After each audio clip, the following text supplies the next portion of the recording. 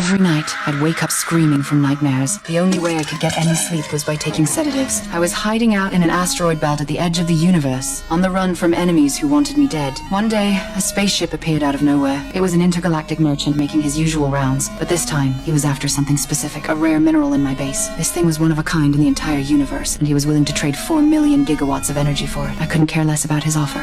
What I need is a weapon.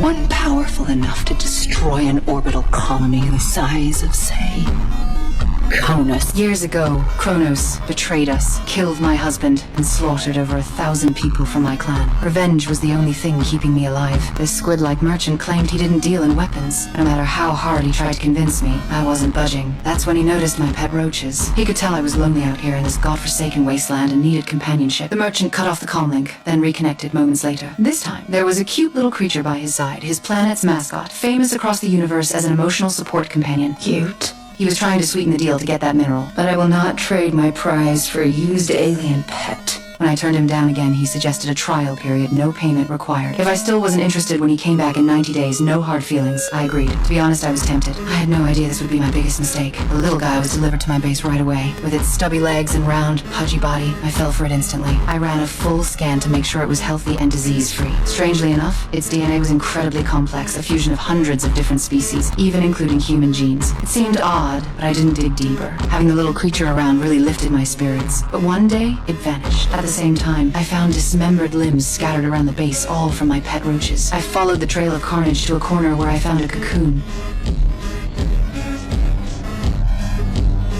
Just as I reached out to touch it, the thing moved on its own. A small hand emerged. The creature had evolved inside the cocoon and grown significantly. Looking at the growing creature felt like looking at my own child. We spent some happy times together at the base, and slowly, my inner wounds began to heal. Suddenly, alarms blared.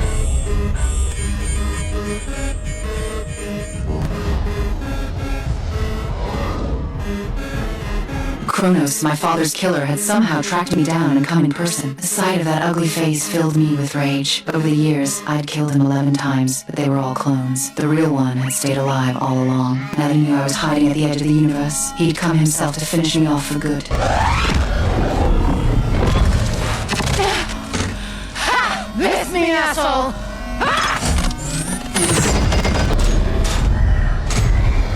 Aim for a reactor! After the reactor exploded, only one space station remained from my base. In the chaos, I fired up the backup power and launched a poison gas missile. Fucking die!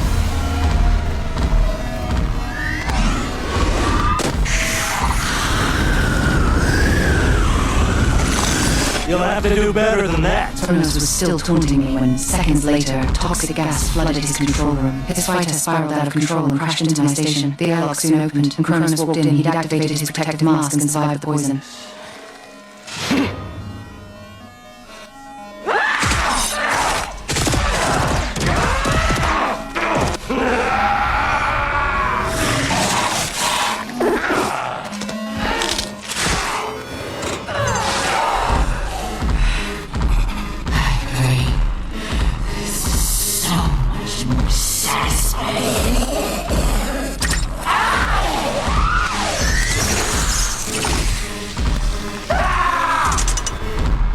The station ruptured, and the violent decompression tried to suck me into space. I fought my way to the last cryopod with the creature, but there was no food or water inside, and we only had a week's worth of oxygen. But the merchant wasn't due back for another 15 days. We wouldn't make it. The creature seemed to sense the danger and grew sad, but in the next moment, its expression suddenly changed.